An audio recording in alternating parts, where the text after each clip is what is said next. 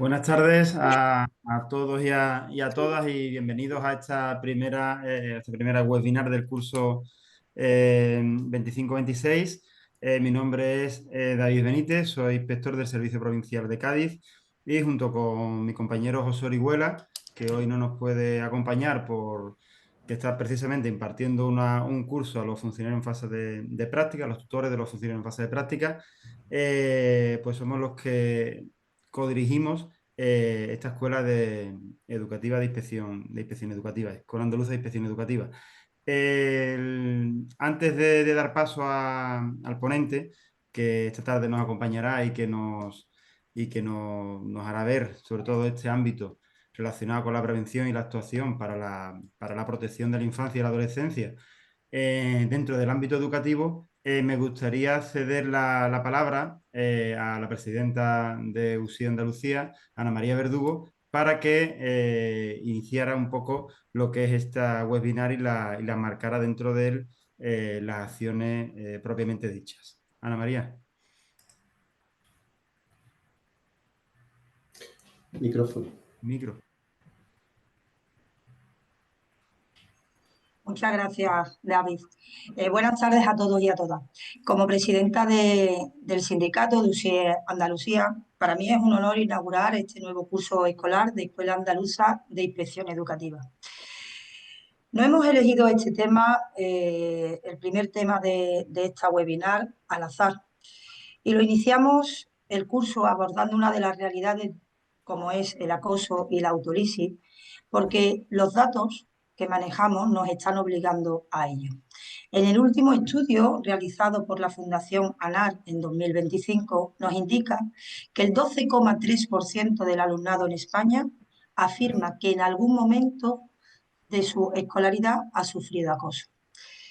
Si aterrizamos en Andalucía, los datos oficiales que tenemos del curso 22-23, en el mismo se activaron 2.700 protocolos de acoso, de los cuales 500 finalizaron indicando que había habido acoso en el centro educativo andaluz. 2024, la realidad con respecto a los protocolos de autolisis y conducta suicida es dantesca. 209 jóvenes menores de 25 años se quitaron la vida en nuestro país. Pero lo preocupante también de esto es que hubo un repunte de casi un 20% en la franja de la edad clave que manejamos, de los 15 a los 19 años. Estas cifras, estos alumnos y estas realidades tan duras y tristes a la vez son el porqué de esta jornada. La Escuela de Inspección de Educación Andaluza nació precisamente para esto, para tratar los temas que preocupan a la comunidad educativa andaluza, sirviendo como servicio público a la sociedad. Por eso quiero agradecer inmensamente la participación de nuestro ponente, el inspector de Málaga, don Antonio Julián Montero, a nuestro director de la Escuela Andaluza, conjuntamente con otro compañero, don David Benítez, inspector de Cádiz, por su impecable organización y, por supuesto, a todos ustedes, a los más de 500 inscritos en esta webinar por su interés y compromiso. Por último, informarles que tanto esta webinar como todas las que realizamos en la Escuela Andaluza de Inspección Educativa pueden tener acceso a ella en el canal de YouTube que tiene esta escuela y que quedará reflejado su enlace en el chat del mismo. Les invitamos a suscribirse para que le lleguen las alarmas una vez que esté publicada esta webinar. Sin más, les deseo que tengan una buena webinar, sobre todo muy productiva. Muchas gracias a todos. Muchas gracias, Ana María, por la introducción, por las palabras, los reconocimientos y sobre todo por el esfuerzo. Sabemos que estás ahí bastante tocada a nivel de salud y la verdad que es meritorio. Bueno, pues como bien ha dicho Ana, evidentemente es una webinar acompasada tanto a los tiempos escolares como a los tiempos de la sociedad que envuelven el ámbito educativo, ¿verdad? Y creo que una vez que os presente a nuestro ponente, a Antonio Julián Montero Martín, inspector del inspector de educación del Servicio Provincial de Málaga, queda más que acreditado que es una persona que nos va a dar, nos va a ilustrar sobre todo en este marco y creo que es la persona idónea para desarrollarlo.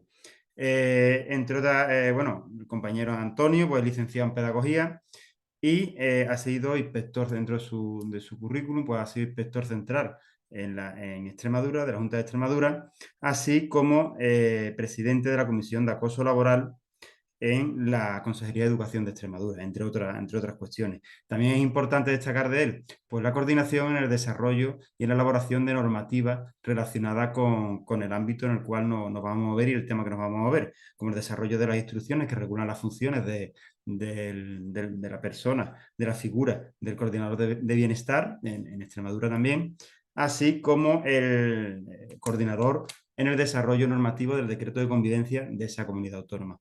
Una vez que aterriza aquí en Andalucía, en Málaga, pues actualmente uno preside la Comisión Provincial para la Prevención de Conductas Autolíticas y Suicidas de esa provincia de Málaga y lo acreditan numerosas ponencias y cursos a lo largo de todo el territorio nacional relacionados con este aspecto. Antonio, yo no quiero ni mucho menos retrasar ni un segundo más la ponencia y agradecerte enormemente que estés con nosotros y que vayas a compartir estas cuestiones. Antes de empezar, y ya te doy paso, para todos los miembros de esta webinar que estamos asistiendo a la misma, las cuestiones que queráis trasladar al ponente se pueden realizar a través del chat, intentaremos recopilarlas y una vez finalizada la ponencia, pues llevar a cabo esas cuestiones que nos permitan este tramo horario que vamos a estar en la webinar y si no, pues aquella intentamos darle respuesta por otra vía.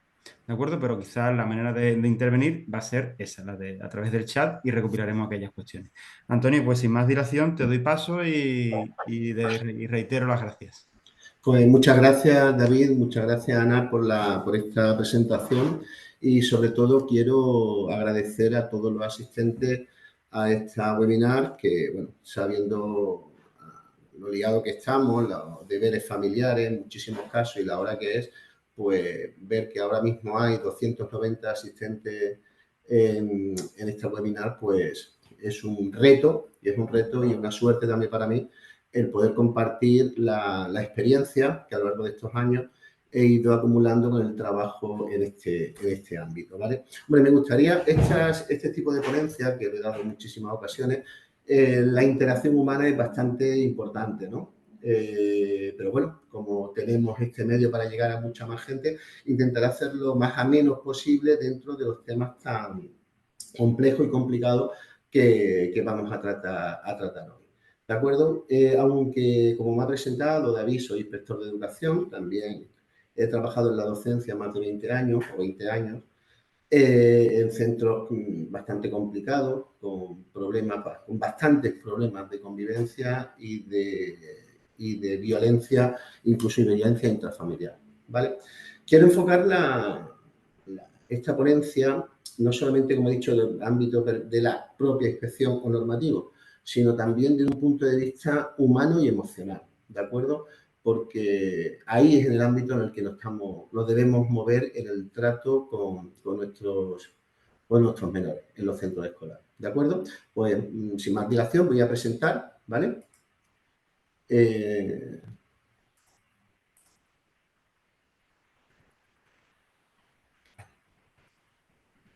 Ya no sé, David, si se ve. ¿Tú me comentas cuando salga, por favor? Perfecto. Pues mira, la he denominado Prevención y Actuación para la Protección de la Infancia y Adolescencia del ámbito escolar. Aunque se quiere enfocar desde una perspectiva de los protocolos de acoso, sobre todo, y de prevención de la conducta autolítica y suicida, todos se centran en las mismas actuaciones. Y vamos a ver el porqué de esas actuaciones y las dificultades que nos estamos encontrando a la hora de aplicar dichos protocolos. ¿De acuerdo? Pues pasamos. Arriba, como veis, como protegiendo nos protegemos. Es misión de todos crear una sociedad del bienestar, una sociedad libre de toda violencia, y para ellos, para que nosotros y toda la sociedad esté protegida, es fundamental proteger a nuestros menores. Allí Ben Ki-moon, que fue secretario general de Naciones Unidas, lo resume claramente. En esa frase: cada niño que es víctima o testigo de la violencia sufre una herida invisible que puede durar toda la vida, pero a la vez toda forma de violencia contra la infancia deja una huella profunda en la sociedad, ¿vale? Por tanto, para protegernos nosotros como sociedad tenemos que proteger, ¿vale? Abajo veis el dato que, según la Fiscalía General del Estado, el año pasado, el año 2024, se detectaron 1.196 casos de acoso escolar que llegaron al ámbito penal. Para que lleguen 1.696 casos al ámbito penal, muchísimos casos o no se inician o se quedan en el ámbito educativo, el ámbito escolar, o simplemente en el ámbito familiar sin resolver. ¿De acuerdo? Este dato es bastante significativo para lo que vamos a ir viendo. ¿De acuerdo? Bueno, pues quiero centrar la ponencia. Para poder entender, porque no podemos empezar a hablar de los protocolos de acoso, ciberacoso, prevención de conducta autolítica y suicida, sin saber por qué tenemos que realizar esos pasos. Y sobre todo, daos cuenta que el protocolo de posible acoso escolar está recogido en la orden de 20 de junio de 2010, cuando aparece la LOPIBI, que hablaremos después de ella, la Ley de Protección de la Infancia, que es del año 21, donde nos propone unos preceptos o nos obliga a unos preceptos que dicho protocolo en muchas ocasiones no está recogido y que tenemos que llevar a cabo. Por tanto, tenemos que unificar todo lo que nos dice el marco jurídico, empezando desde el ámbito internacional, pasando por Fiscalía General del Estado, la LOPIBI y la LOPLOE, con los preceptos que nos disponen, como son la responsabilidad compartida. Esto no es, ya veremos más adelante, esto no es una responsabilidad meramente del centro. Es una responsabilidad social, familiar, sanitaria y administrativa. Los centros tienen su responsabilidad, por supuesto, pero no es única.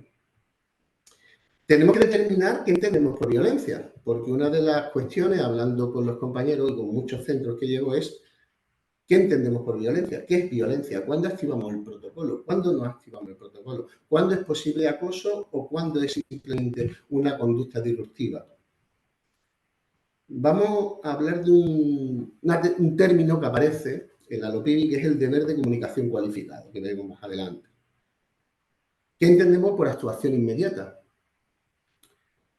Y ese plan de convivencia de los centros, que hablamos siempre, que es tan importante, pero que en la mayoría de los casos, o por lo menos en la experiencia que yo tengo, se reduce a tipificar las conductas contrarias y gravemente perjudiciales y las posibles correcciones, que no aparecen ni como correcciones, aparecen como sanciones, cosa que ni con la responsabilidad penal de menor aparece como mera sanción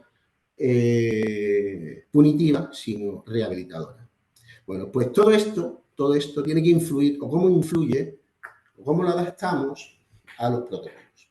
¿De acuerdo? Esta es la justificación realmente de lo que vamos a ver esta tarde. También tengo que decir que esto tiene mucho que hablar y tiene mucho contenido que desarrollar, mucha discusión, mucho debate, porque veremos que la norma es muy fácil o es relativamente sencilla redactarla, pero es muy difícil llevar a la práctica y tomar decisiones, sobre todo en estos ámbitos. Vale, pues dentro del marco jurídico internacional tenemos que pararnos brevemente en tres observaciones que se dieron en diferentes años, el año 2009, el año 2011, el año 2014, de observaciones generales de los derechos humanos de Naciones Unidas.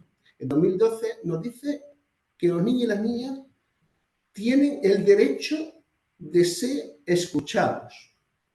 Yo suelto por ahí, los planes de convivencia de los centros o los propios protocolos de las administraciones, ¿han participado los alumnos?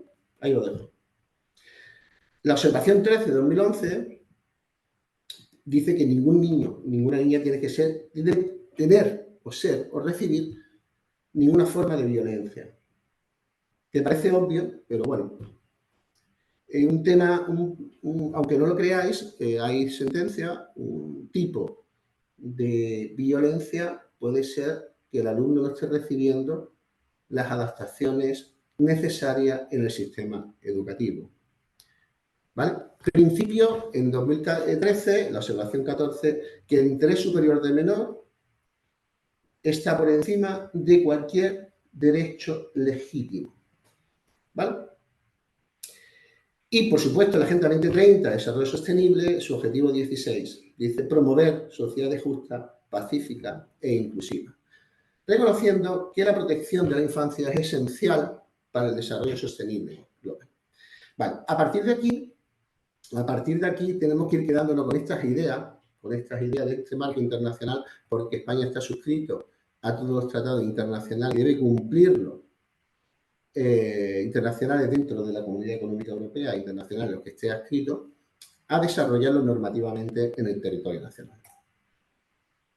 Pero hay algo intermedio entre dicha normativa que tiene que avalar a dicha normativa, y es donde nos podemos empezar a encontrar ciertas ideas o ciertos momentos en el que podemos interpretar lo que la norma me dice.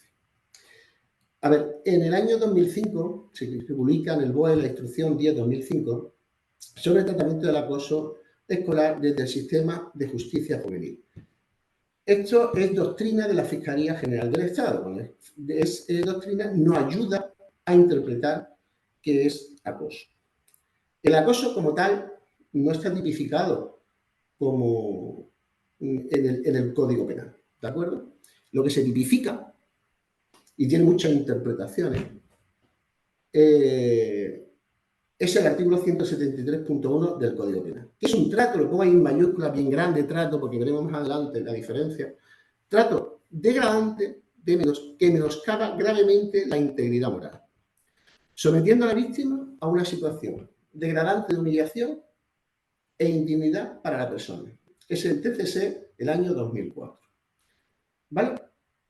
Es un tipo residual de conducta grave cuando se produce una agresión grave a la integridad moral, consistente en someter a la víctima de forma intencionada a una situación degradante de humillación e indignidad. También del STS del año 2004. Aquí nos aparecen ya las primeras premisas para determinar qué es un acoso. El acoso en sí no, como he dicho anteriormente, no está regulado dentro del Código Penal. Lo que sí está regulado es lo que conlleva el acoso, que es un trato degradante que provoca una humillación e indignidad a la persona, y que es, sobre todo, que es intencional. Aquí hemos tenido también es muy importante el artículo 60 del Real Decreto 1764 de 2004, en el que determina que una falta, una conducta que pueda estar tipificada dentro del ámbito penal o que esté ya en el proceso judicial, no tiene que paralizar el ámbito administrativo o la sanción administrativa. Siempre, como dice en el artículo 60.6, que esa fundación no sea la misma y que sirva para la seguridad y el buen orden del centro. ¿Qué quiere decir esto? Ya lo veremos más adelante. Si, aunque veamos que es una situación de acoso muy grave y traslademos a Fiscalía, el protocolo no se paraliza. El protocolo sigue para adelante con las actuaciones que llevemos a cabo, que creamos necesarias en dicho procedimiento. ¿Vale? Quiero recalcar aquí varias cosas. Una, que el concepto de acoso, como dice ahí, es metajurídico, que puede tener muchas significaciones, que no hay una tipificación como tal, como acoso, sino como trato degradante y que menoscaba claramente la integridad moral de la persona, y que se puede llevar paralelamente una situación en el ámbito penal y llevarla a cabo también administrativamente en el centro para la protección y seguridad del mismo. ¿De acuerdo? Pero claro, tenemos que entender ahora que es degradante. Y sobre todo es una parte que es la continuidad en el tiempo o acción aislada, ¿no? El trato degradante presupone una cierta permanencia o a lo menos repetición, como dice ahí, de dicho comportamiento. No habría trato, sino simplemente ataque. Primera diferenciación, para que empecemos a considerar una posible situación o conducta de acoso, es que tiene que haber un trato degradante, no un simple ataque. ¿De acuerdo? Esto es una sentencia, como veía ahí, también tanto de la Audiencia Provincial de Sevilla como del STS. ¿De acuerdo? La continuidad y la eficacia para inducir sentimientos de angustia y de humillación. Es decir, trato degradante es que sea un trato porque hay una continuidad y porque provoca una angustia y humillación en la posible persona o alumno o alumna acosada. Sin embargo, esto es importante lo que viene ahora. El Tribunal Supremo estima que con una conducta única y puntual, siempre que en ella se aprecie una intensidad lesiva para la dignidad humana, es suficiente para ser considerada como posible acoso escolar, porque entraría dentro de los preceptos del artículo 173. Esto es sentencia también del año 2002 y del año 2003. Por tanto, tenemos que tener en cuenta lo que nos han dicho muchas veces, que para considerar acoso es que tiene que haber una actuación repetida en el tiempo. Efectivamente, hay sentencias que lo avalan, continuidad. Pero también puede haber una sola acción que por su encuadre y su lesividad pueda ser considerada también como acoso o ciberacoso. Pasamos. Por tanto, ante todo esto, ¿qué recomienda la Fiscalía? Pues la Fiscalía recomienda que los profesores del centro educativo deben liderar la lucha contra el acoso escolar. Pero el abordaje debe ser conjunto. Padres, profesores y comunidad escolar. Me voy a parar un poquito aquí. Por desgracia, hemos tenido unas noticias semanas atrás de un caso de una conducta suicida por parte de una menor en la provincia de Sevilla. ¿Vale? Aquí en Málaga el año pasado también tuvimos 3 casos, los cuales no fueron tan mediáticos, pero que el hecho desgraciadamente es el mismo.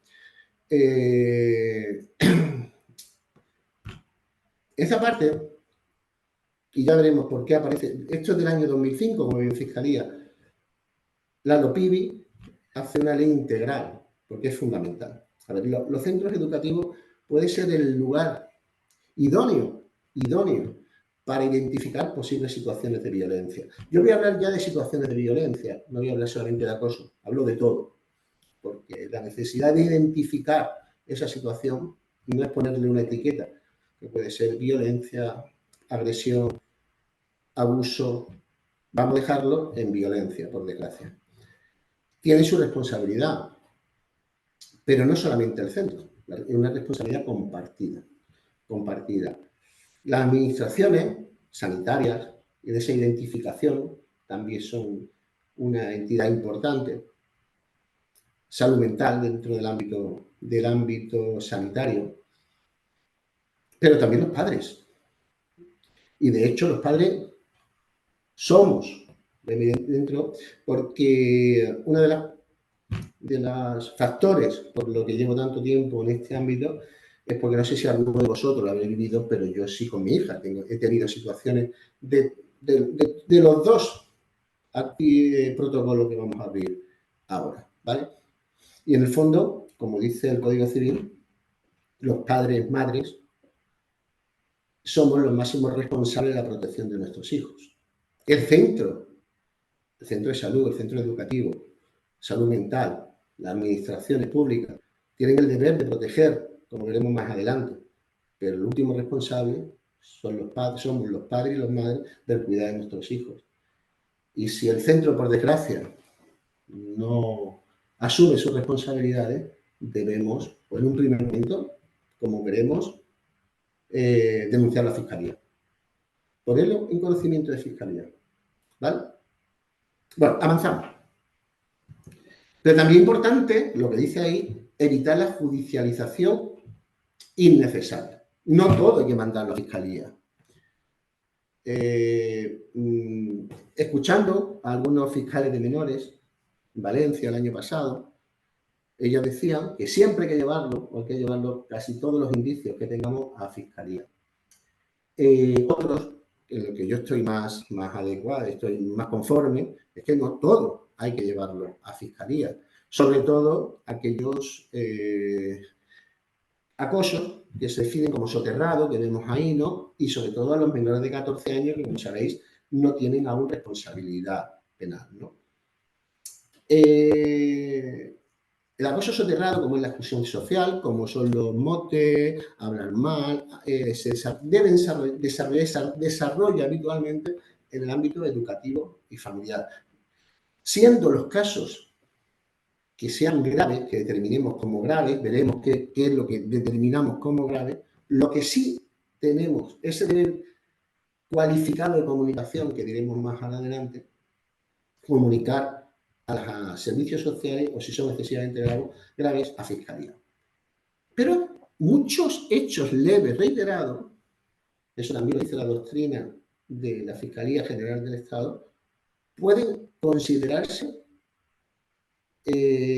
como una falta grave o muy grave o un hecho muy grave cuando son muy reiterativos. ¿De acuerdo? Y la última parte de la recomendación de la Fiscalía dice: nadie debe ignorar o minimizar el miedo, dolor y angustia que sufre un menor sometido a acoso. Pero vuelvo a repetir, no es responsabilidad única de los centros, es una responsabilidad conjunta. La Ley Orgánica de Protección Jurídica del Menor, ya simplemente voy a hablar de estas tres cositas nada más, muy rápidamente, porque modifica la Ley 8/2015 y la 26/2015, modificación del sistema de protección de la infancia y adolescencia. Tiene un principio rector básico, es que todos los menores están al amparo de cualquier forma de violencia, incluidas las producidas en su entorno familiar. Quedaros con esto porque es muy importante después, a la hora de desarrollar el protocolo. ¿Lo comunicamos a la familia? ¿No lo comunicamos? ¿Siempre se comunica? ¿Cuándo no se comunica? Si es mayor de edad, se comunica. ¿Vale? Lo dejo ahí. Obligaciones de los poderes públicos. Efectivamente. Tenemos que desarrollar acciones de sensibilización, prevención, asistencia y protección. Y debemos coordinarnos. Si aquí hay algunos de los asistentes que dentro del ámbito de la inspección o de la orientación educativa o de cualquier otra formación o de cualquier ámbito está vinculado a los protocolos de prevención de conducta autolítica y suicida, habla el protocolo de la coordinación entre el ámbito sanitario y educación y servicios sociales. Sí, muy bien. Es fundamental, pero los canales no están construidos. Los canales no están construidos. El protocolo de acoso es anterior, pero el protocolo de prevención de conducta autolítica es posterior a la LOPIRI y no se han construido de momento esos canales efectivos. Ya después vemos que las comisiones provinciales intentamos sí tener esos canales de comunicación, pero por el buen hacer de las personas que las constituimos, ¿vale? Y es muy importante, las personas con discapacidad son considerados sujetos especialmente sensibles y vulnerables, ¿vale? Esto es importante a la hora de abrir los protocolos. Si cualquier alumno es con menor indicio, hay que actuar con los alumnos con necesidades educativas especiales, es inmediato. ¿Y qué respuesta ante todo esto? Ya tenemos la parte de las recomendaciones, que las recomendaciones de Europa siempre son recomendaciones, pero de obligado cumplimiento. Y tenemos la doctrina de la Fiscalía General del Estado. ¿qué desarrollo normativo debemos hacer aquí en nuestro sistema educativo? No solamente el sistema educativo, sino también asistencial. Pues la ley debe combatir la violencia desde un punto de vista integral, desde la prevención, socialización, educación, protección, detección precoz, asistencia, reintegración. Eso veremos que es importantísimo, la reintegración y recuperación, que yo denomino posvención, que veremos que, os pondré algún ejemplo concreto que parece un poco simpático, vamos a llamarlo así, pero que son difíciles de solventar, ¿no? Por tanto, las claves para el desarrollo legislativo de esas orientaciones y esa doctrina es la prevención y educación, detección precoz, asistencia inmediata y recuperación integral. Eso es complicado. El referente normativo que tenemos en nuestro país sería la LOPIPI, la Ley Orgánica 821 del 4 de julio de protección integral de la infancia y adolescente frente a la violencia, la LOE, que ese no tiene mayor problema, la Orden 20 de julio de 2011 de la medida de protección de la convivencia en los centros, de promoción de la convivencia en los centros docentes, donde los diferentes anexos se estipulan los protocolos tanto de acoso, de violencia, etcétera. Después tenemos una orden de 20 de abril de 2015 que modifica la orden 20 de 6 de 2011, donde se introduce un apartado sobre identidad de género, la instrucción 11 del 1 de 2017 de los protocolos de actuación en supuestos de ciberacoso y la resolución del 17 del 10 de 2023 del protocolo de prevención de conducta suicida y autolítica. Esta es la normativa básica a nivel estatal y autonómico. Entramos rápidamente en los tres ámbitos fundamentales que dice la LOPIPI: la prevención, protección y recuperación. Esta ley va dirigida, va dirigida a menores de edad, a la familia y a la sociedad civil, hacia la detección precoz, asistencia inmediata, reintegración de los derechos vulnerados y recuperación integral de la víctima. Y los diferentes ámbitos de desarrollo de esta ley es, como hemos dicho, que debe ser integral, los desarrolla a nivel integral: familiar, centros educativos, educación superior y consejo de universidades, sanitario, servicios sociales, uso seguro de Internet, deporte y ocio, fuerzas y cuerpos de seguridad y protección de datos. Ahora voy a centrar simplemente en el articulado en el que a nosotros nos van a orientar en la activación y desarrollo de los diferentes protocolos y protección de la infancia. El 1.2, claro, prevención de la violencia, intervención hacia la violencia, pero tenemos que entender o que nos den cuáles son los rasgos definidos de la violencia. Se dice toda acción por omisión, incluida la omisión de activación de protocolos. Es decir, es un acto de violencia no activar los protocolos.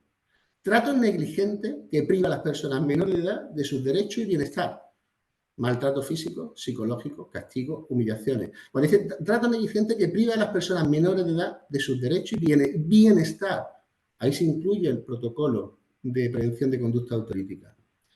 También, para todo esto, como dice ahí, aparece incluye el maltrato físico, psicológico, castigo, humillaciones, amenaza, explotación, violencia, acoso escolar, ciberacoso, violencia de género, pero también la última coletilla: cualquier comportamiento violento. Y las obligaciones establecidas en esta ley, como veremos más adelante, son exigibles a todas las personas físicas o jurídicas, públicas y privadas que se encuentren en el territorio español. Por eso no puedo decir, como esto no me aparece en el protocolo de acoso o en otro protocolo, aunque lo diga la LOPIPI, yo no lo hago. No, sí lo tienes que hacer. Hay que hacerlo. Legitimización de las víctimas. Tienen que defender sus derechos y mirar lo que dice el artículo 13.1. Defensa a través de representantes legales o defensor judicial designado. Lo que he dicho antes, el centro puede hacer actuaciones de detección, prevención, prevención terciaria. Pero una vez detectado, la familia tiene que colaborar e intervenir en la protección de sus hijos. Aquí aparece el 15, por primera vez, que el deber, esto es muy antiguo, esto está de hace ya mucho, en otra normativa anterior aparece que el deber de comunicación de la ciudadanía. Todas las personas que adviertan indicios, no hechos reales o consumados, indicios de una situación de violencia hacia una persona menor, está obligado, no dice deberá, está obligado a comunicarlo de forma inmediata a la autoridad competente. Pero a todo esto nos vamos al 16. Deber de comunicación cualificado. Y nos dice que todo el artículo anterior, el 15, es especialmente exigible a aquellas personas que desarrollen una profesión u oficio y pongo en grande nosotros la enseñanza. Se incluye expresamente al personal cualificado de los centros educativos. Todo personal dedicado a la enseñanza en un centro educativo de menores tiene una obligación cualificada de comunicar esa situación de violencia, que puede incluso tener, si no lo comunica, responsabilidad civil o penal. ¿Y cómo se comunica? Pues, el momento que tenga conocimiento, el centro, pues, a los servicios sociales competentes, ya veremos cómo, y si es muy grave, a Fiscalía o a la Fuerza y Cuerpo de Seguridad. Esto me dice la ley. Claro, esto que me dice de cómo se comunica, hay que casarlo con lo que las recomendaciones de Fiscalía. Porque las recomendaciones de Fiscalía dicen que no judicialicen, que no mandemos al juzgado, no me sale la palabra, o a Fiscalía todos los casos. Hay que analizarlos.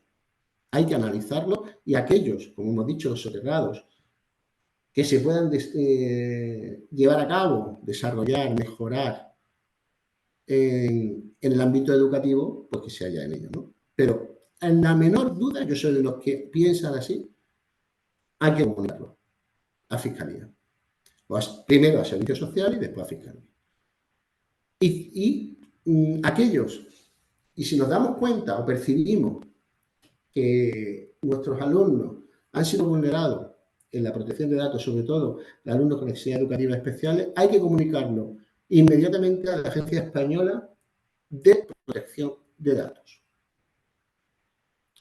Y tenemos que comunicarlo de forma inmediata y obligatoria. No se demora, no es opcional y el personal en el ámbito de la enseñanza, por supuesto en el sanitario igual, tiene la obligación de realizarlo. Esto es importantísimo. Ahora, deberes de información. Dice el artículo 18 de la LOPIDI que todos los centros educativos al inicio de curso facilitarán a los niños, a las niñas, a los adolescentes, a las familias, cuáles son los procedimientos que tienen de comunicación de esa situación de violencia, de uno mismo o de cualquier compañero. Pero es que no me dicen que tiene que ser en todas las etapas educativas, todas donde haya menores. Por tanto, los centros en sus planes de convivencia deben tener recogido cómo hacen esto y cómo lo transmiten con diferentes formatos, como puede ser lenguaje de signos, braille, lectura fácil, formatos digitales adaptados y otros formatos según en necesidad, a partir del análisis que cada centro haga en su plan de convivencia. ¿Contenido ilícito en Internet? Pues está claro, obligación de comunicación. En el momento en que tengamos conocimiento de un WhatsApp, de un TikTok, de cualquier contenido que implique una situación de violencia, y una situación de violencia ya la hemos definido, hay que comunicarlo a la autoridad competente, y en este caso a la Fuerza de Seguridad del Estado o a Fiscalía. ¿Cuáles son esas formas de violencia en Internet que tenemos que tener en cuenta? El ciberacoso, la extorsión sexual, la suplantación de identidad, pornografía infantil, difusión de contenido íntimo, acceso no solicitado a pornografía, grooming, que es un tipo de acoso, y otras formas de violencia digital. Sí. Ahora, la LOPIDI habla también de la organización educativa. Nos dicen cómo tienen que actuar los centros. De hecho, la LOMLOE modifica el artículo 124, donde introduce que en los planes de convivencia tiene que aparecer esto. Y aparece también la figura de coordinador o coordinadora de bienestar del centro, ¿vale? Y en la propia LOPIBI desarrollan las funciones. Pues nos dicen la obligación de elaborar un plan de convivencia donde incluyamos adquisición de habilidades de resolución pacífica de conflictos, actuaciones restaurativas, mediación, promoción del buen trato, sensibilización y formación de la comunidad educativa, actuaciones del personal del centro, alumnado y comunidad educativa. Esto es importantísimo que lo tengamos ahora en mente para el estudio de los protocolos. En los protocolos dice plan de acción, hay que elaborar un plan de acción cuando se detecta la situación para su abordaje. No, es que tenía ya que estar elaborado en los planes de convivencia. En la triple vertiente de la prevención primaria, secundaria y terciaria. Hay que elaborar unos códigos de conducta en el plan de convivencia. Estos exigidos por las observaciones internacionales y las recomendaciones de la Fiscalía.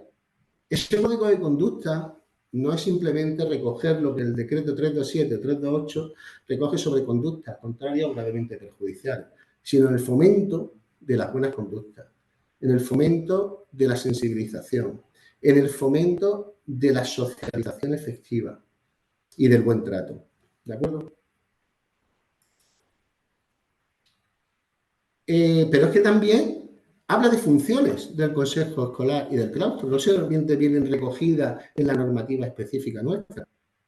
Dice que el claustro de profesores y el consejo escolar tendrán entre sus competencias el impulso de la adopción y seguimiento de medidas educativas que fomenten el reconocimiento y protección de los derechos de los menores y de la protección ante cualquier situación de violencia. El claustro de profesores debe impulsar medidas educativas, seguimiento de las actuaciones y fomento del reconocimiento de los derechos de los menores. Y el consejo escolar debe supervisar todo esto. Instrumento fundamental. El plan de convivencia es el instrumento fundamental para la prevención de la violencia en los centros educativos. Vamos a hacer una reflexión sobre nuestros planes de convivencia en nuestros centros y determinar si realmente tienen ese apartado, esas funciones, o si lo estamos desarrollando. Muchos lo pueden tener, pero lo estamos desarrollando. Pasamos de una educación holística integral a de una educación inclusiva real, o estamos todavía en la mera desarrollo de contenidos, ¿no? O de saberes básicos. Vale. Me dice el artículo 34, aquí no es que tenga desordenadas las letras, es que está intencionadamente puesto así. La LOPIBE dice que las administraciones educativas, la Consejería de la Junta de Andalucía, en este caso, debe regular los protocolos para la prevención de cualquier situación de violencia. Y me habla de abuso y maltrato, acoso escolar, ciberacoso, abuso sexual, violencia de género, violencia doméstica, suicidio y autolesión y otras violencias. Aquí tenemos la primera discrepancia con el protocolo. Aquí me dice que esos protocolos son de aplicación para todos los centros educativos independientemente de su titularidad. Si vemos la resolución del protocolo de prevención de conducta suicida o de acoso, que una orden, dice que es de orden de aplicación para los centros sostenidos con fondos públicos. Yo a mis centros privados, que llevo uno poco, le digo que lo tienen que llevar a cabo. Y en la Comisión Provincial de Málaga se incluyen toda la titularidad de centros que hayan menores. ¿De acuerdo?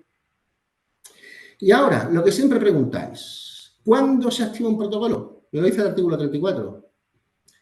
Deberá iniciarse cuando cualquier miembro de la comunidad educativa detecte indicios de violencia. No dice que haya surgido el acto de violencia o el trato denigrante, sino cuando haya indicios o por la mera comunicación de los hechos por parte del alumnado. Conclusión, siempre que se comunique, se activa. Siempre se activa. Ahora, compañeros, hemos vivido muchas veces cuando la familia quiere activar un protocolo de acoso por otras intenciones. Por ejemplo, solicitar un cambio de centro excepcional. Bueno, de todas formas, tenemos que hacer una primera entrevista con esa familia. ¿Por qué vamos a perder tiempo? Activamos el protocolo y hacemos la entrevista. Levantamos acta, lo recogemos en Seneca y en el paso 2 lo paralizamos. Ahora veremos cómo. Porque no hay esos indicios. Pero, ¿y si los hay? Es que no, me dicen los centros, no, nosotros que hacemos unas actuaciones previas. Primero reunimos con la familia, hablamos con el alumnado y si vemos que hay indicios, entonces activamos el protocolo. Hace doble trabajo. Activa el protocolo y esas acciones iniciales ya están dentro del protocolo. Aparte, la norma me está diciendo que con la mera comunicación de los hechos. Yo no tengo dudas. Lo activo. ¿De acuerdo? De esto podríamos hablar mucho, pero esa es la premisa. También me habla el artículo 41.3 de las actuaciones por parte de los servicios sociales. ¿Acordáis aquí que dije alumnos mayores de edad se informa a la familia, no se informa, alumnos menores de edad se informa a la familia? Dice, ante cualquier situación de violencia, acoso,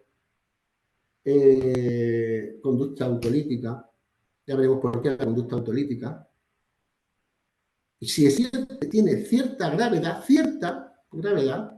los servicios sociales hay que comunicar a los servicios sociales y estos comunicarán a la Fiscalía. Podrán comunicar a la Fiscalía. Y dice que se comunicará a la familia. Dice, excepto cuando la mencionada violencia haya ejercido por parte de estos. Cuando haya indicios, y no solamente en los servicios sociales, sino en los centros educativos, ante una situación, nos vamos al protocolo fundamentalmente de suicidio, haya un mero indicio de que las actuaciones autolíticas o suicidas, ideación suicida del alumno o de la alumna es por violencia intrafamiliar, no se comunica a la familia, se comunica inmediatamente a los servicios sociales. ¿De acuerdo? Y hay una cosa importantísima, que es la disposición final octava que modifica la ley de protección jurídica del menor, el 14 bis. Y resumiendo, es que si la actuación es de urgencia, tanto los servicios sociales como el centro no está sometido a la elaboración o el desarrollo de ningún protocolo, ninguna actuación burocrática. Ya lo hará luego. Si tenemos en el centro conocimiento inmediato de una situación urgente hacia un alumno, en ese mismo momento llamamos a servicios sociales y tienen que actuar. Y lo estamos haciendo así, ¿eh? Y actúan los servicios sociales sin que le mandemos la hoja simia. Después ya se la enviaremos. O llamamos al 112, como veremos más adelante, y tienen que actuar sin ningún tipo de protocolo ni documento previo. Aquí también modifica la disposición final segunda, que está modificada aquí, y dice que los hijos e hijas no emancipados están bajo la patria potestad de los progenitores. No dicen que los hijos o hijas mayores de edad, ¿vale? O menores de edad, en este caso, están bajo la patria potestad. ¿Qué quiere decir esto? Que el alumnado mayor de edad no emancipado, a los padres, cuando se inicia un protocolo de violencia, hay que comunicárselo. A no ser lo que hemos dicho antes, que la situación de violencia sea intrafamiliar. ¿De acuerdo? Hay que comunicarlo. Y dice, pero si es que los protocolos son para los menores, en todo centro educativo donde hay alumnado, incluso mayor de edad, hay que activar los protocolos, deberes de socorro y actuar exactamente igual a lo que estamos diciendo. Bueno, nos vamos a ir centrando ya en los protocolos. Claro, hemos visto ya un marco internacional, un marco de jurisprudencia, un marco normativo estatal que no tienes que regular y que nos dicen que los protocolos de las administraciones se tienen que basar en lo que esa norma dice. Pues vamos a irnos ya a la orden del 20 de junio, ¿no? A la vinculación con la norma y jurisprudencia. Está claro, paso 1, identificación y comunicación. Es decir, esto me justifica que siempre tengo que activar el protocolo. ¿Por qué lo voy a identificar y comunicar Antes de activarlo, voy a duplicar las tareas. Pues la hago ahí. ¿Vale? Una vez que ha sido comunicado y como me dice que se activa en el momento que lo comunique, hay que hacer actuación inmediata. Aquí, la reunión del equipo directivo con el tutor, tutores, afectados, personas responsables de la orientación, tiene que recopilar información. Tiene que ser recopilada por el equipo directivo, tutores, representantes de orientación. ¿Pero cómo? ¿Qué ítem tengo? Ahora, si empiezo a pensar hacia atrás de todo lo que he hablado, pues ya tengo algunos parámetros, ¿no? De qué es violencia, qué es trato vejatorio. Pero nosotros en Extremadura, la inspección elaboró, ahora lo voy a poner, una ficha de valoración individual por cada persona que hace la observación para hacer un informe final. Es un ejemplo, pero los centros pueden elaborar o deberían elaborar algo parecido a esto para poder objetivar si existe realmente una situación de acoso o es simplemente una acción puntual o una conducta gravemente perjudicial. Voy a dejar de presentar un momento esto y vamos a ver esa hoja que creo que una de las cosas importantes que os puede venir bien. Ahora, voy a poner.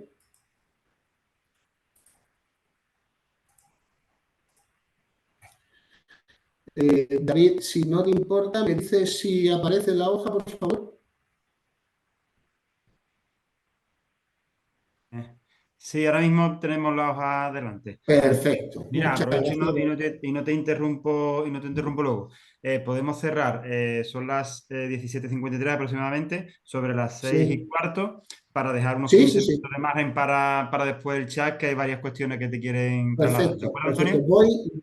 Voy en tiempo, voy en tiempo. Perfecto, no, te lo quería recordar solo porque la verdad que Sí. está siendo bastante interesante. Gracias, Antonio. Nada, muchas gracias, David. Así, Mira, seguimos. esto es una hoja que elaboramos, pero que simplemente es para poneros un ejemplo, para que podáis objetivar y reforzar vuestra decisión, ¿vale? Cada observador podría poner, ¿qué tenemos que hacer? Primero, una tipificación dentro de lo que Fiscalía me dice que podría ser acoso.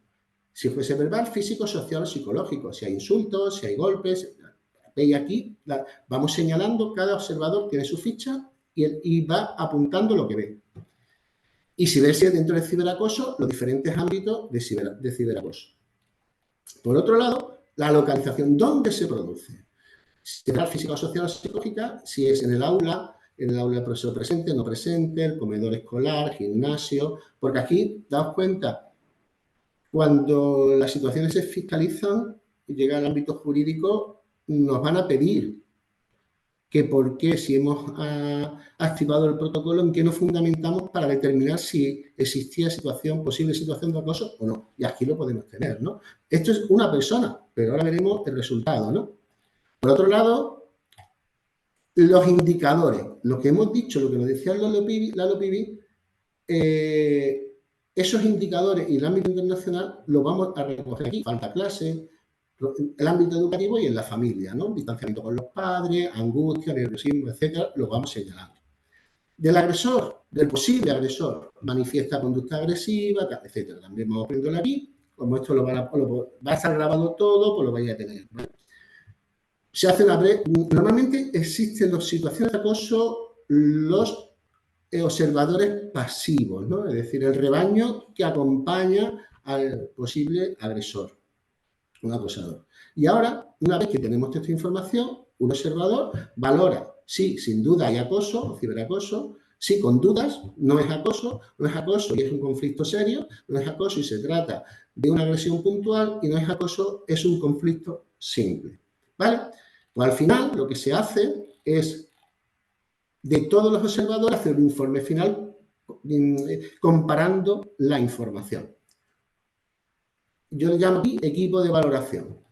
¿Quién, de dónde se inicia la denuncia? Datos de la supuesta víctima y agresor. Número, que es un expediente para que digamos dentro de ese expediente del procedimiento. ¿Quiénes son el equipo de observación?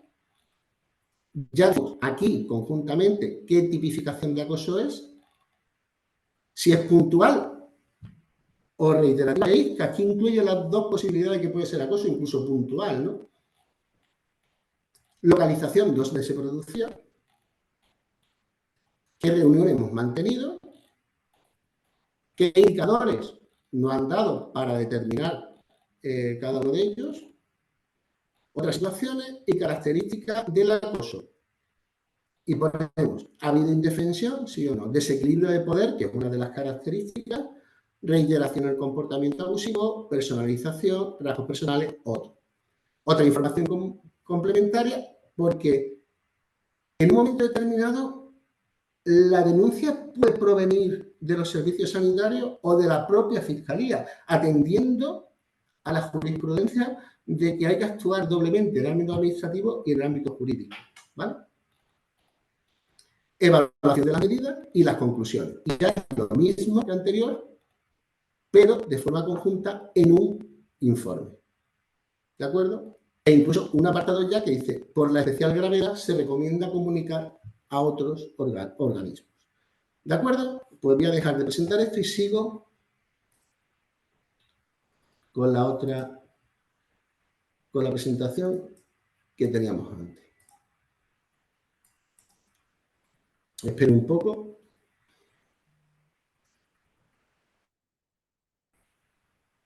Yo creo que ya ha aparecido, ¿no? Sí, ya la tienes ahí, ya la tienes, Antonio. Vale, pues ya el paso 2 es cuando decimos si hay posible situación de acoso o no, pero con este informe ahí nos asegura nuestra actuación. Hay que evitar una cosa importantísima, que es la victimización secundaria. Es cuando es un tipo de violencia institucional, es cuando se hace a la nula o inadecuada atención a las víctimas por parte del sistema judicial o por el propio centro en el desarrollo de los protocolos, ¿vale? La falta de confidencialidad, el excesivo celo a la hora de llevar las actuaciones, la reiterada entrevista con la posible víctima. Es importante tener eso en cuenta, ¿eh? A ver, señales, hemos dicho eso, os pongo aquí que hay indicadores que tenemos que tener en cuenta, los físicos, los emocionales, los conductuales y los relacionales, ¿vale? Y importante, no es necesario tener certeza absoluta. Esto, si hay algunos compañeros inspectores, están aquí. Cuando instruimos un expediente disciplinario hacia un docente o un personal laboral, no quiere decir que hemos demostrado que es culpable de esa falta grave o muy grave. No, estamos haciendo un procedimiento para determinar si existe esa falta. Por tanto, cuando hacemos el protocolo no quiere decir que haya acoso, es que vamos a determinar lo que es, ¿vale? Cuando ya hay indicios reales, si es grave y a la menor duda, se comunica a servicios sociales y a Fiscalía. Si no una situación inminente, a los servicios sociales a través de la hoja simia, por supuesto. Hay que tomar medidas cautelares en el centro en un momento determinado. Y aunque se comunica a Fiscalía, hay que seguir el protocolo. Ahora, voy a resumir los pasos 3, 4, 5, 6 y 7. Medidas de urgencia, traslado a la familia y responsables legales, recogida de información, aplicación de correcciones, observación e informe.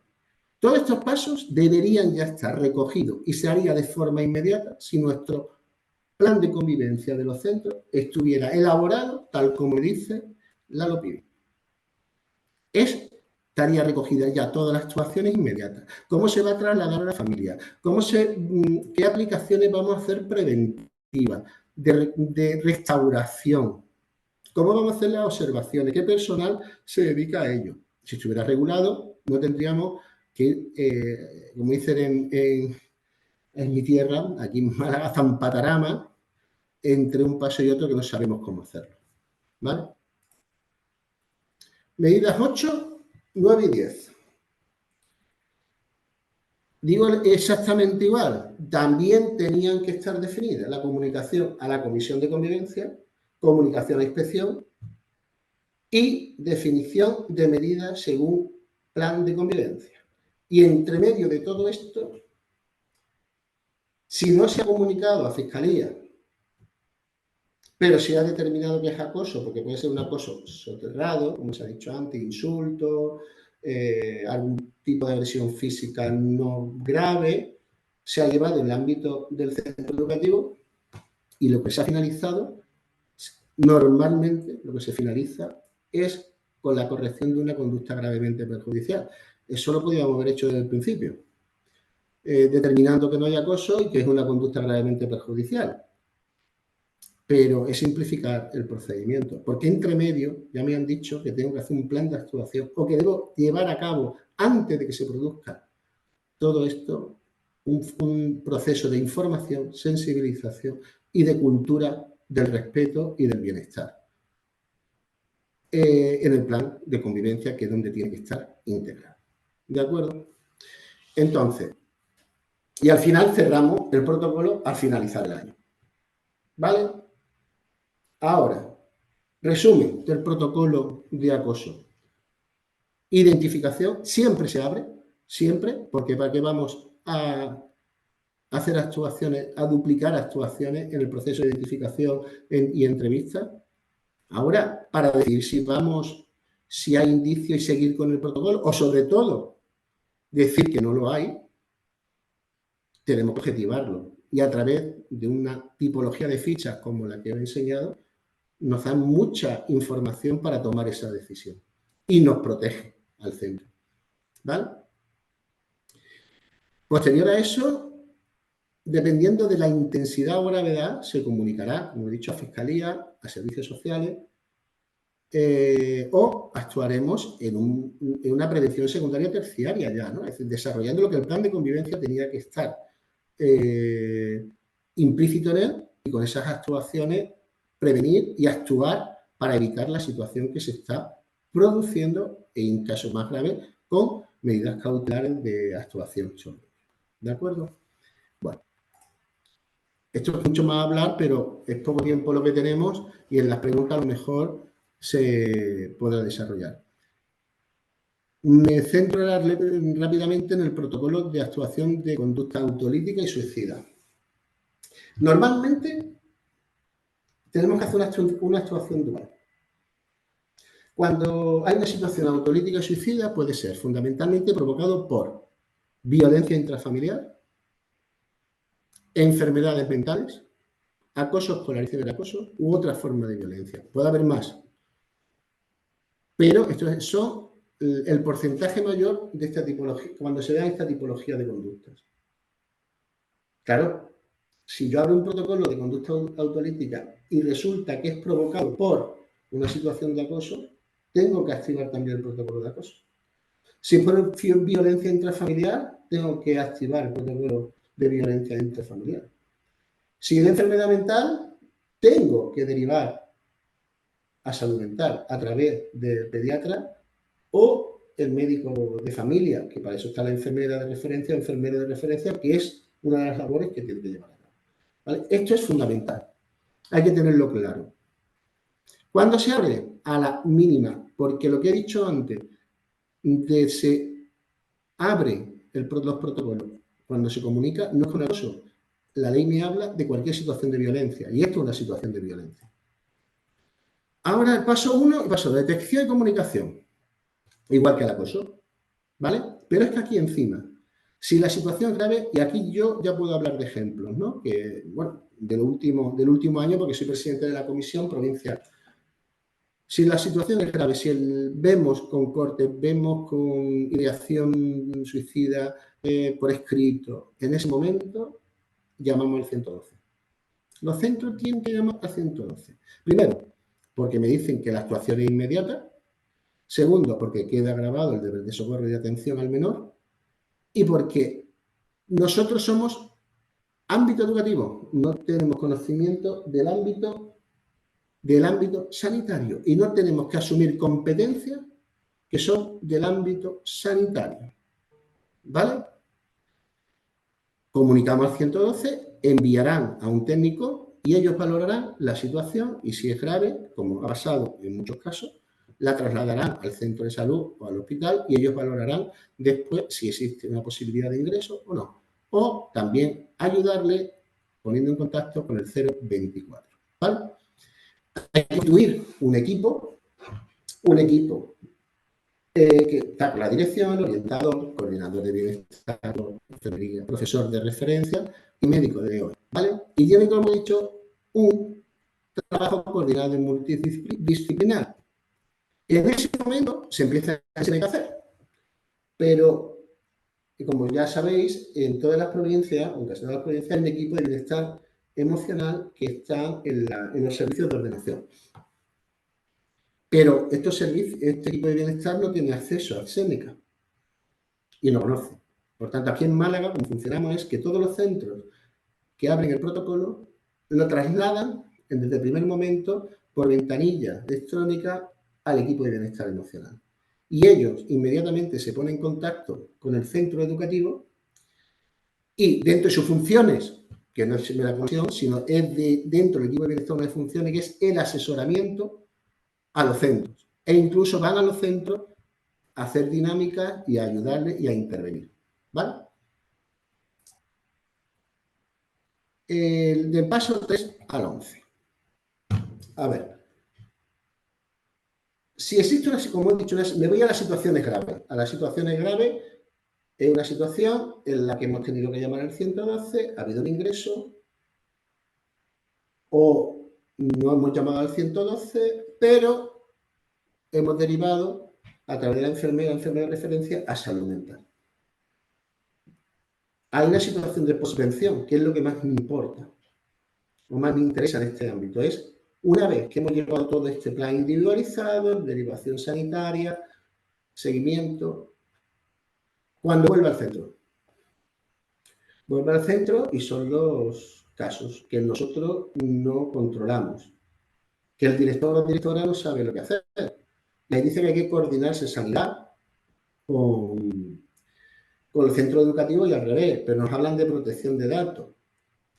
Nosotros hemos conseguido que la comisión, como hay una representación sanitaria y hemos invitado a la coordinadora de toda la agente sanitario de los centros educativos, hemos elaborado un Excel compartido donde cada uno de los ámbitos, salud, centro educativo, equipo de bienestar, comisión y sanidad y servicios sociales ha puesto las actuaciones que ha habido de cada uno de los alumnos y si están derivados a salud mental o no están derivados.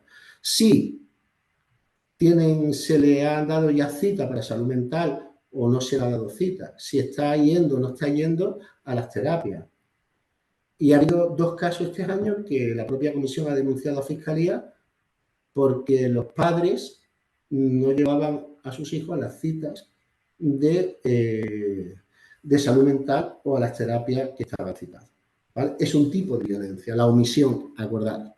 Y la posvención, os voy a poner 2 casos donde tenemos grandes problemas. Tenemos un alumno o una alumna con ideación de autolisis que coge cuchillo o coge tijera y se corta el brazo. Pero está estudiando una formación profesional, uno era de peluquería y otro de cocina. Reingreso, tiene derecho a la educación. Y ningún sanitario, psiquiatra, psicólogo clínico, va a poner que el niño o la niña está totalmente, puede desarrollar de forma segura el proceso educativo de formación. O sea, ninguno te lo va a decir, pero lo tenemos que llevar a cabo.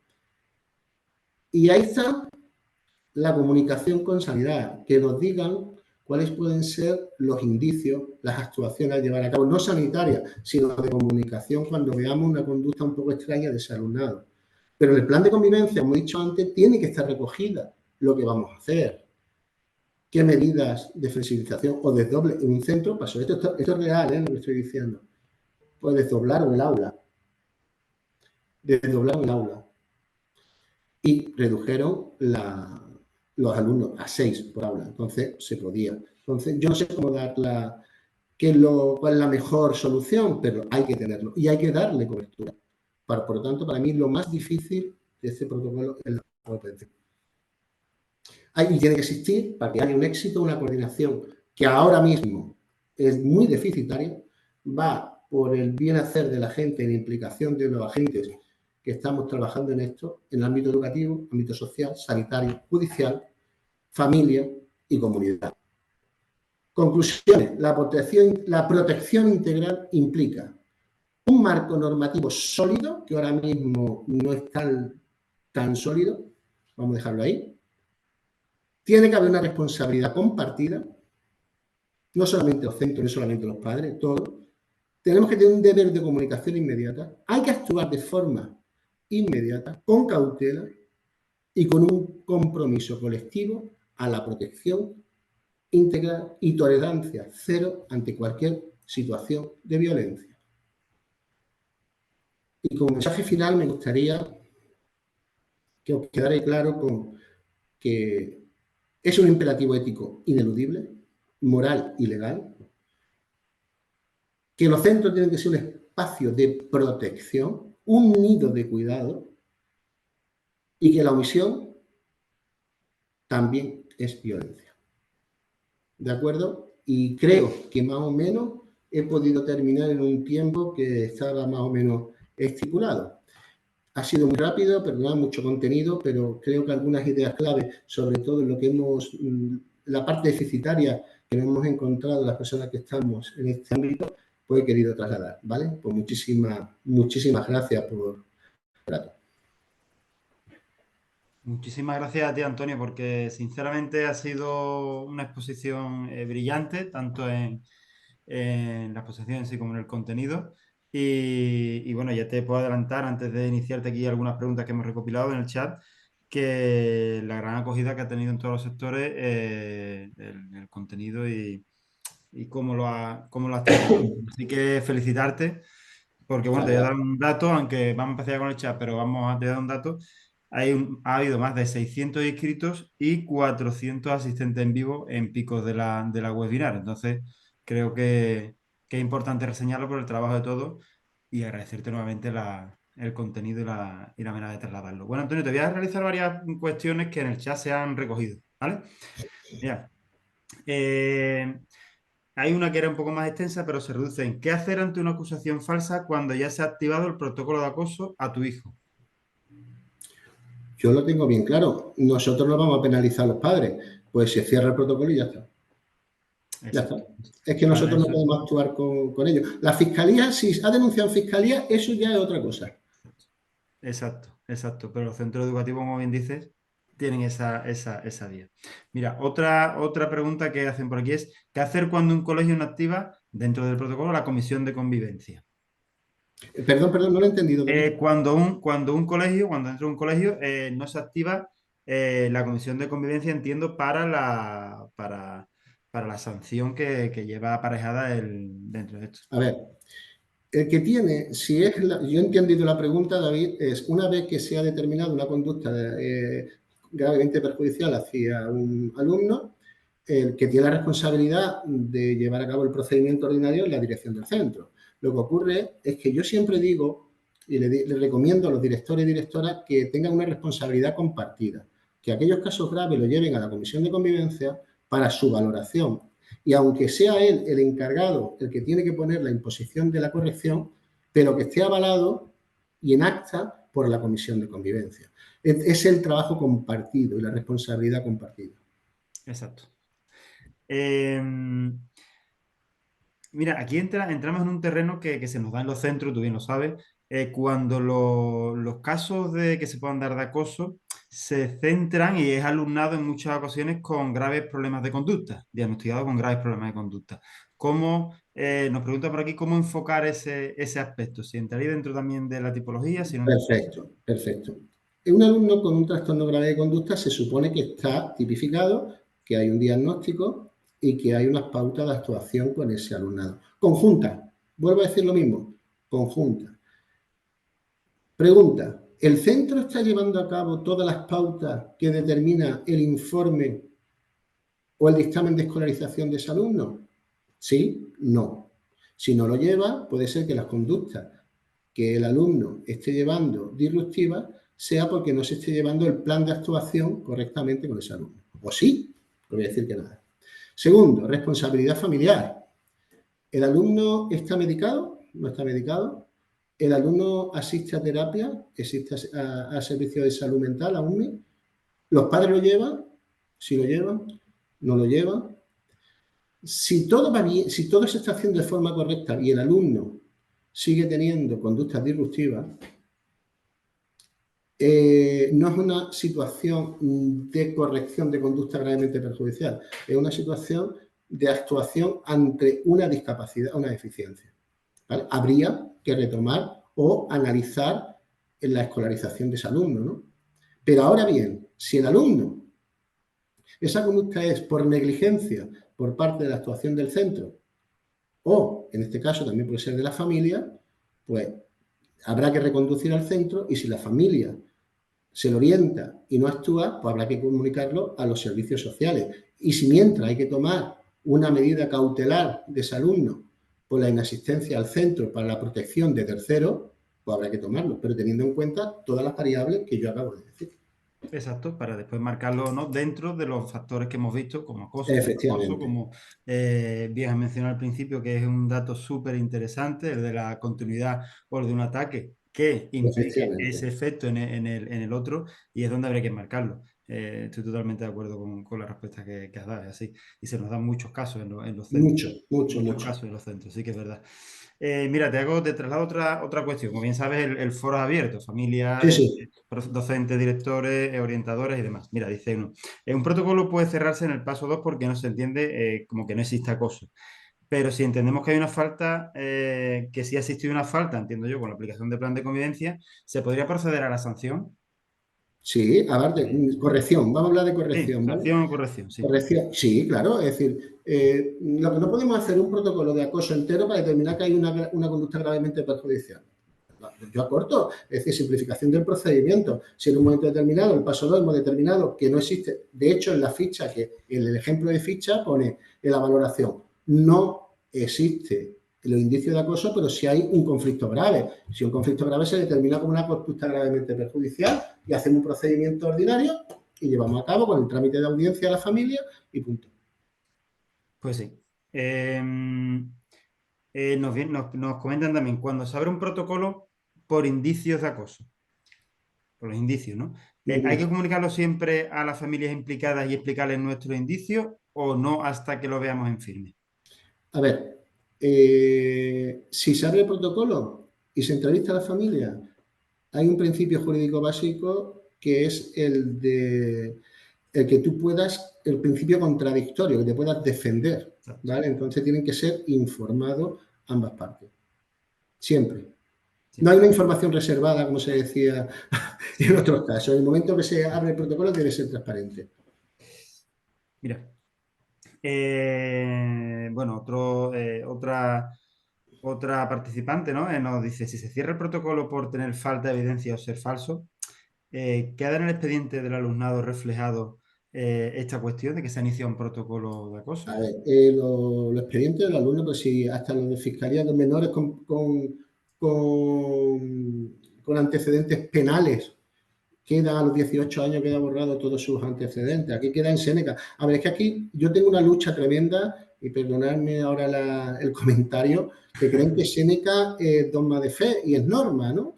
Séneca está reflejado en Séneca, pero eso no es tu expediente personal ni académico. De hecho, cuando tú titulas en la ESO no te viene ya ni la nota, te viene que te has titulado. Es decir, que no, todo el tema de sanciones y todo eso quedan borrados en los expedientes de menores. Claro. Bueno, es bueno que lo aclaremos porque, como tú bien sabes, nosotros controlamos este ámbito, pero el foro, al ser tan abierto, como te digo, pues es interesante estas Pero que cuestiones. Séneca es cierto que deja un registro ahí, pero es un problema de Séneca, no que sea el expediente del alumno. En las órdenes de evaluación nos dicen cuáles son los documentos oficiales, el expediente del alumno, es decir, que tampoco... Claro. Relacionado con el ciberacoso, nos comenta, ¿se pueden considerar ciberacoso mensajes o mensajes de WhatsApp de alumnado de 10 años que usa el teléfono de su familia? Entiendo yo, contra una chica o un chico en particular. A ver, depende, vamos de todo. Primero, primer rasgo, no tiene responsabilidad penal todavía el niño porque no tiene 14 años. Hay una responsabilidad solidaria, subsidiaria por parte de la familia, es lo que he dicho antes. Esto no es responsabilidad del centro nada más, también puede haber negligencia por parte de la familia, en la cual, si es muy grave, tenemos que comunicarlo inmediatamente a servicios sociales, porque puede estar existiendo una situación de posible desamparo, desprotección del alumno o una violencia hacia ese alumno, ¿vale? Tenemos que estudiar eso, qué contenido está teniendo, qué repercusión, qué lesividad está teniendo. Si no es muy grave, tenemos que tratarlo a través de los planes de convivencia de los centros, que es lo que nos dice Fiscalía. Exacto. Bueno, te hago un par de ellas más que tenemos por aquí, a ver si podemos contestar al resto. Mira, dice, ¿cómo debe hacerse el trámite de audiencia a la familia? ¿Qué actuaciones pueden hacerse con el alumnado mientras se da ese trámite a la familia? ¿Qué información se puede sacar del alumnado y cómo entrevistarlos? Bueno, eso Entramos necesita un ahí curso. en... Eso Sí, sí. necesita un curso. Mira, yo he tenido grandes problemas con centros porque hay muchos padres ya abogados. Y se han ido al contencioso y le ha dicho al juez que ese trámite que no ha tenido la posibilidad de presentar alegaciones y tal. Nosotros, cuando hacemos un procedimiento ordinario y vamos a un trámite de audiencia, ya damos por hecho el hecho, valga la redundancia. Y ya Sí. le estamos dando después en mano la resolución y que se vaya a su casa. Y muchas veces se lo pasamos por IPASE o un correo le decimos, su hijo se va a casa 5 días. No, perdona. El derecho a la defensa y la presunción de inocencia es fundamental. Nosotros hemos recopilado información como directores y vamos a hacer el trámite de audiencia al alumno. Si es menor de edad, tiene que estar acompañado por sus tutores legales, no podemos entrevistar, levantar hasta niños y tal. Una reunión como tutores, vale, sí, una reunión, yo tengo el invigilando y la tutoría de los alumnos en el centro mientras está en el centro, pero ya en un procedimiento, si voy a tomar la declaración, tiene que estar la familia delante, ¿vale? Y posteriormente, yo aconsejo siempre que se haga eso primero, se levante acta con todas las personas implicadas. Y cuando ya se tenga esa información, se reúna la familia en un procedimiento que él informe que ha pasado todo esto y que son hechos probados y que su hijo se le va a imponer una corrección de 5 días de inasistencia al centro o la no participación en actividad complementaria o extraescolar. Eso es el trámite de audiencia y que usted tiene 48 horas para presentar las alegaciones pertinentes. Ahora, ¿qué ocurre? Si el hecho en sí es muy grave, el director tiene la potestad de tomar medidas cautelares y decirle, ahora te vas a tu casa por la gravedad de los hechos, te vas y vamos a hacer el procedimiento. Y después, el problema es que tengamos claro que la gravedad y que es objetivable de primer momento, porque si después resulta que el alumno no ha cometido ese hecho y ya lleva 5 días en su casa, es un hecho lesivo de violencia contra el alumnado y podemos tener repercusiones en el centro. ¿De acuerdo? Sigue habiendo aquí más preguntas y de verdad que a todas no estamos entrando. Quizás estas sean cortas porque yo creo que las veo son factibles, pero por darle cabida. Sí. Cuando recibimos información por parte de varias familias que un alumno recibe maltrato verbal reiterado por parte de su madre o con su padre, ¿cómo debemos actuar desde el centro si no detectamos nada? Entiendo Si que lo aquí... comunica alguien al centro, ya artículo 16, deber cualificado de comunicación. Exacto. Lo tenemos que llevar a cabo de, ¿cómo en primer momento? Servicios sociales, pero no la hoja simia, llamo por teléfono y le digo, mira, tenemos este caso tal, parece que es muy grave, han venido varias familias, pero cuando esa familia viene, por favor, levantar acta y que Importante. lo firmen. Sí, sí, sí. Y si no lo firman, os reuní con el jefe de estudio, jefa de estudio, los dos, y si no lo quieren firmar, queda reflejado en testigo que no lo firman. ¿Vale? Porque las denuncias hay que tener cuidado, aunque con menores, el simple hecho de comunicarlo hay que trasladarlo, pero mucho mejor protegerlo. ¿Vale? Sí. Y por cerrar, una relacionada con los equipos directivos y que veo también que es importante aclarar, dice, si, ¿qué puede hacer un tutor o tutora que detecta indicios de acoso si el equipo directivo no quiere abrir el protocolo? Pues directamente comunicar a la inspección. Así te lo digo, porque es una negligencia. El artículo de la LOPI dice, cualquier miembro del equipo de la comunidad educativa que tenga indicios y lo comunique, se abre el protocolo. Es una negligencia. Es una negligencia. Bueno, siguen entrando cuestiones, Claro. pero yo creo que podríamos estar aquí hasta la saciedad. Creo que el formato este de hora y media de la webinar podríamos Vale, dejarlo aquí. Aquellas cuestiones que quedan un poco en el tintero, vamos a recopilarle, vamos a intentar darle contestación también y darlas contestadas, pero sobre todo la idea, ¿no? de toda esta webinar, yo me quedo con un concepto también, ¿no? que es importante, es intentar, creo yo, ¿no, Antonio, que los centros educativos pues aporten a la sociedad una mejora de la misma, ¿no?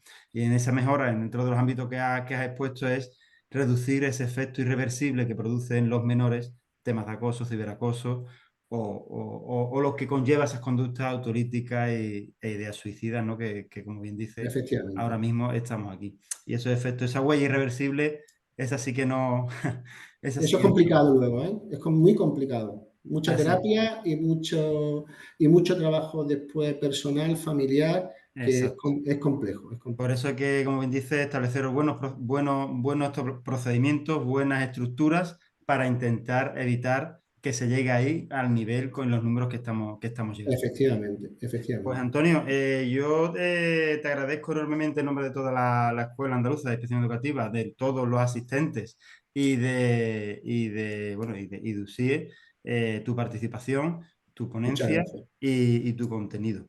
Sinceramente, muy agradecido. Ha sido fantástico.